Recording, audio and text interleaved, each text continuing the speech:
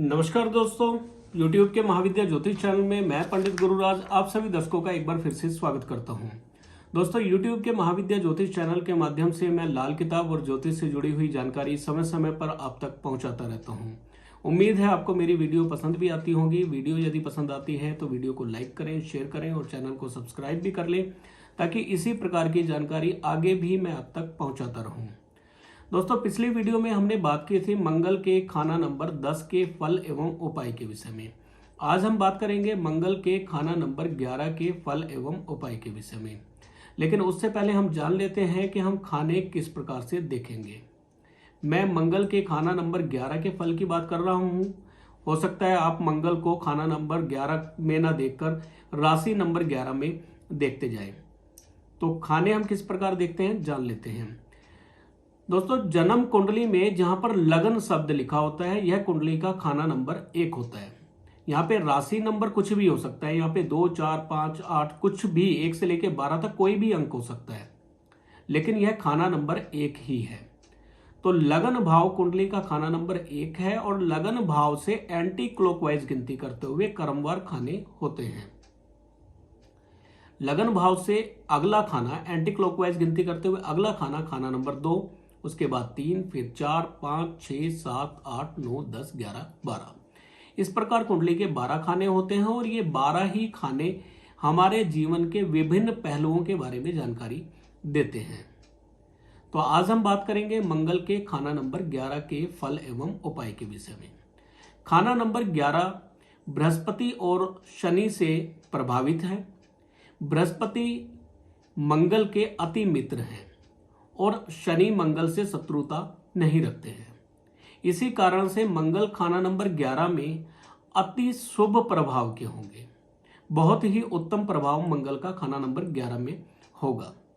लेकिन यहां पर याद रखने वाली बात यह है कि मंगल खाना नंबर 11 में कब शुभ फल देंगे और कब अशुभ फल देंगे, क्योंकि लाल किताब में 2 प्रकार के फल दिए गए हैं, शुभ भी और अशुभ भी। अब कंफ्यूजन यहां पर यह होता है कि कब मंगल शुभ है और कब अशुभ है। तो यदि बृहस्पति कुंडली में उत्तम हालत में है, यानी शुभ घरों में बैठे हुए हैं, किसी अशुभ ग्रह से पीड़ित नहीं है, शनि भी उत्तम हालत में बैठे हुए हैं, अशुभ घरों में नहीं है, तो मंगल का फल यहां पर उत्तम होगा। और मंगल भी यहां पे बद ना हो। मंगल बद कब होते हैं ये मैं अपनी पिछली वीडियो में भी बता चुका हूं, लेकिन फिर भी मैं आपको बता दूं। मंगल के साथ में अगर मंगल के शत्रु आ जाए, यानी मंगल के साथ में केतु आ जाए, मंगल के साथ में बुध आ जाए, तो मंगल का प्रभाव खराब हो जाता है। सूर्य शनि यदि इकट्ठा होकर बैठ जाए तो भी मंगल का प्रभाव बद हो जाता है। खाना नंबर 1 या खाना नंबर 8 में मंगल के शत्रु बैठ जाए, बुध शुक्र राहु आकर बैठ जाए, बुध राहु या केतु आकर बैठ जाए, शुक्र खाना नंबर 9 में आ जाए, तो मंगल बद हो जाते हैं।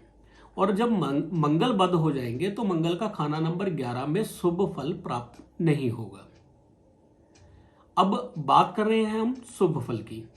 तो मंगल खाना नंबर 11 में शुभ फल तभी देंगे जब बृहस्पति उत्तम हालत में हो, सही घर पे बैठे हुए हो, उत्तम घर में बैठे हुए हो, शनि भी उत्तम हालत में हो और मंगल जागते हुए हो। खाना नंबर 3 से किसी शुभ ग्रह की दृष्टि मंगल पर पड़ती हो।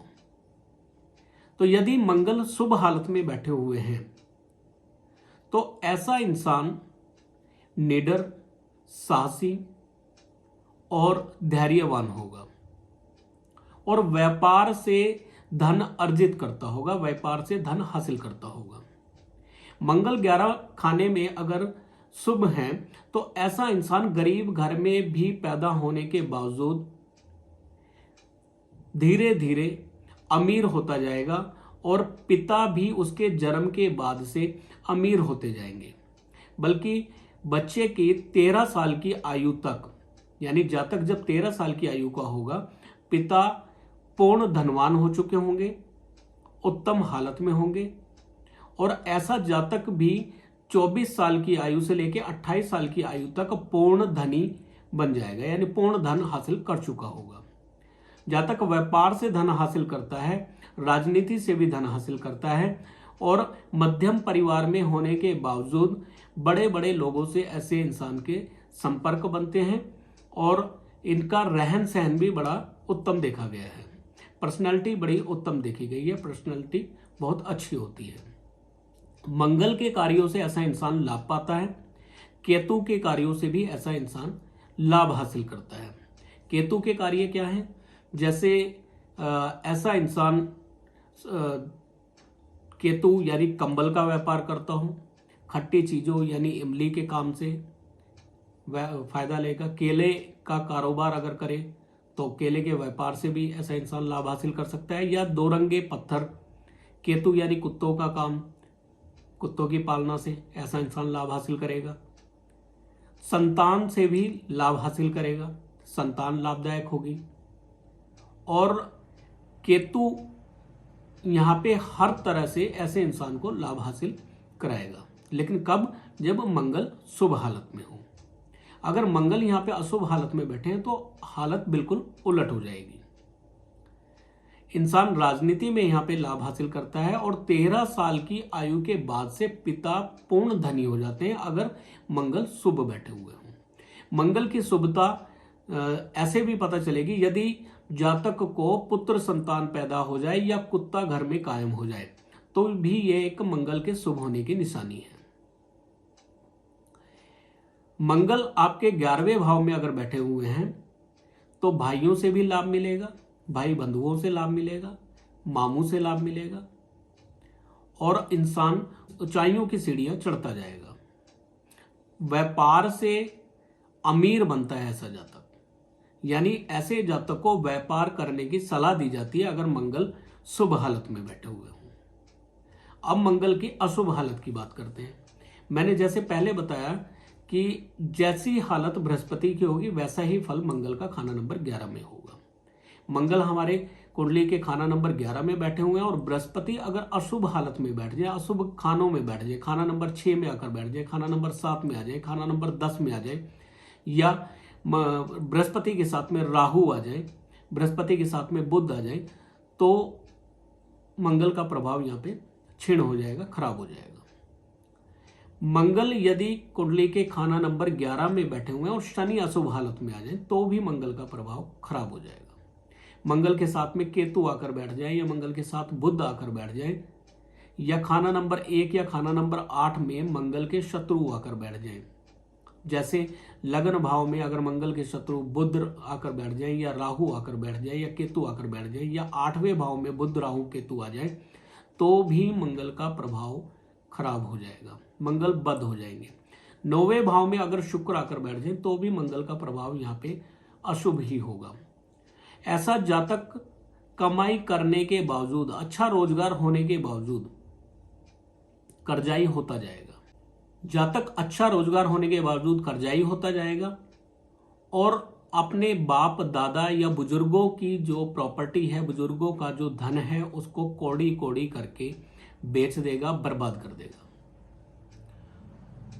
बुजुर्गों का दिया हुआ जो धन है उसको ऐसा इंसान ज्यादा समय तक रोक नहीं पाता है, अपयश का कारण बनता है और पिता के लिए भी पैदा होने के बाद से ही अशुभ फल प्रदान होते हैं। और अगर मंगल पर खाना नंबर 3 से किसी ग्रह की दृष्टि नहीं पड़ती है या मंगल बद हालत में बैठे हुए हैं तो यहाँ पे केतु का भी अशुभ फल प्राप्त होता है, यानी पुत्र संतान या तो पैदा ही नहीं होती है या पुत्र संतान से हानि होती है।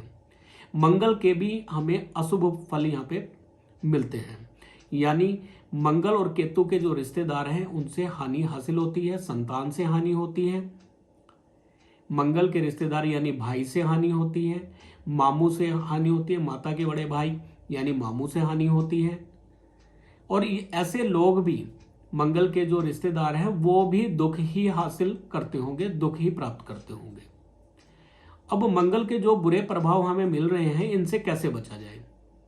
यदि मंगल खाना नंबर 11 में है और बृहस्पति अशुभ स्थिति में बैठे हैं तो बृहस्पति को पहले तो सही स्थिति में लाया जाए। अगर 6ठे भाव में बृहस्पति बैठे हैं तो 600 ग्राम चने की दाल 6 दिन मंदिर में दी जाए।